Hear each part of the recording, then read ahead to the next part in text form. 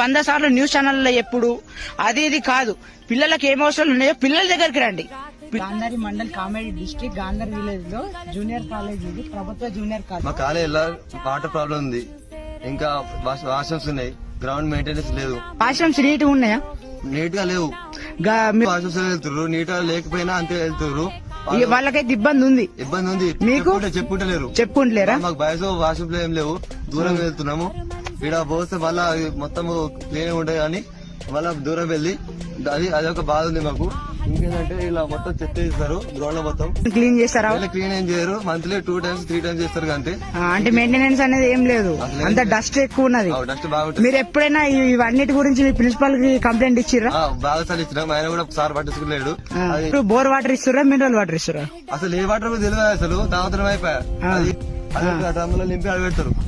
మీకు ఏమైనా కంప్లైంట్స్ ఇచ్చినప్పుడు మేము చూస్తామని అంటారా, లేకపోతే పట్టించుకున్నట్టు వెళ్ళిపోతారా? పట్టించుకున్నట్టు వెళ్ళిపోతారు, అలాంటి చెప్తారు వెళ్ళిపోతారు అంతే. కాలేజ్ గురించి ఏం పట్టించుకోరు, చెప్తున్నా మాట చెప్తున్నాం వెళ్ళిపోతారు. తను ఈ కాలేజే ఇంటర్ సెకండ్ ఇయర్ చదువుతుంది, తన పేరు రామ్. కావాలంటే మీరు ఇతను వచ్చి చెక్ చేసుకోరి, 100% ఇతను ఈ కాలేజ్ స్టూడెంటే. ఇతను పిల్లలకు బేసిక్ నీడ్స్ అనేవి చాలా ఇంపార్టెంట్. వాళ్లకు అన్ని ఉంటేనే వాళ్ళు మంచిగా చదువుకోగలుగుతారు.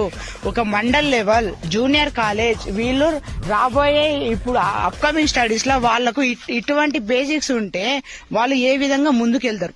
కాలేజెస్ ఇట్లా ఉండేపాటికే వాళ్ళ స్టూడెంట్స్ కూడా బాగా ఎక్కువ మంది వస్తలేరు, తక్కువ మంది వస్తారు. స్ట్రెంత్ కూడా బాగుంటలేదు కాలేజీలో.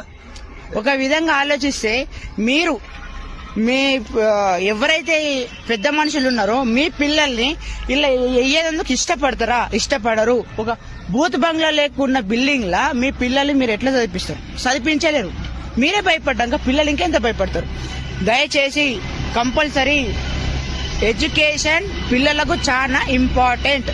కంపల్సరీ మీరు దీని గురించి ఆలోచించి వీళ్ళకి ఏమేమి అవసరాలు ఉన్నాయి ఒక్కసారి మంత్లీ ఒకసారి విజిట్ అయ్యి వీళ్ళకి ఏమేమి అవసరాలు ఉన్నాయి, ఏమేమి లేవు అని తప్పకుండా తెలుసుకోవాలి. తెలుసుకోకపోతే మీరు వీళ్ళకి ఏమి ఇచ్చినట్టు? భవిష్యత్తు ఏముంటది? ఎందుకంటే వీళ్ళు చదువుకోవాలి, చదువుకోకపోతే వీళ్ళ భవిష్యత్తు ఖరాబ్ అయిపోతుంది. ఇటువంటి టెక్నాలజీ ఉన్నా, ఇటువంటి డెవలప్మెంట్ అవుతుంది, ఇటువంటి ఇన్ఫ్రాస్ట్రక్చర్ ఉందని 100 సార్లు న్యూస్ ఛానల్లో ఎప్పుడు అది ఇది కాదు. పిల్లలకు ఏం అవసరాలు ఉన్నాయో పిల్లల దగ్గరికి రండి.